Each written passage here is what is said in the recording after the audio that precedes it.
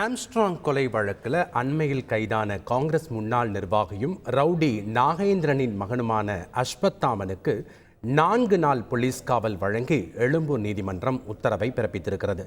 கூடுதல் விவரங்களோடு இணைகிறார் செய்தியாளர் சசிதரன். வணக்கம் சசிதரன். எழும்பூர் நீதிமன்றத்தினுடைய இந்த உத்தரவு குறித்த முழு விவரங்கள் என்ன? அவருக்கு எங்கே வச்சு போலீஸ் காவல் நடைபெறும்? விவரங்கள்.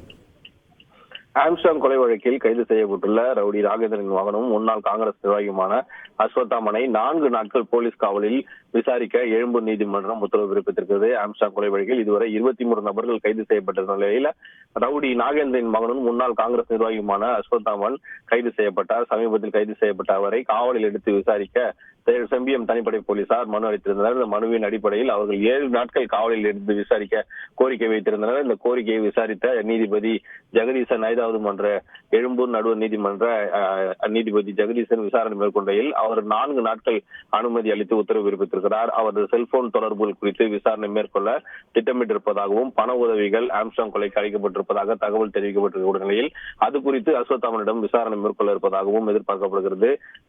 தலைமறைவாக உள்ள சம்போ செந்தில் மற்றும் சி சிங் ராஜா ஆகியோர் இருப்பிடம் குறித்தும் அஸ்வத்தாமனிடம் விசாரணை மேற்கொள்ள தனிப்படை போலீசார் திட்டமிட்டிருக்கக்கூடிய நிலையில் அவர்களுக்கு தற்போது 4 நாட்கள் காவலில் எடுத்து விசாரிக்க அனுமதி அளிக்கப்பட்டிருக்கிறது. உடனடியாக போலீசார் பலத்த போலீஸ் பாதுகாப்புடன் புதுப்பேட்டையில் இருக்கக்கூடிய ரவுடிகள் தனிப்பிரிவு இடத்திற்கு அழைத்து சென்றிருக்கிறார்கள். இப்போ தற்போதிலிருந்து அவரிடம் விசாரணையானது மேற்கொள்ளப்பட இருக்கிறது. நன்றி சசிதரன், உங்களுடைய தகவல்களுக்கு. செய்திகளை உடனுக்குடன் தெரிந்து கொள்ள உடனே சப்ஸ்கிரைப் பண்ணுங்க.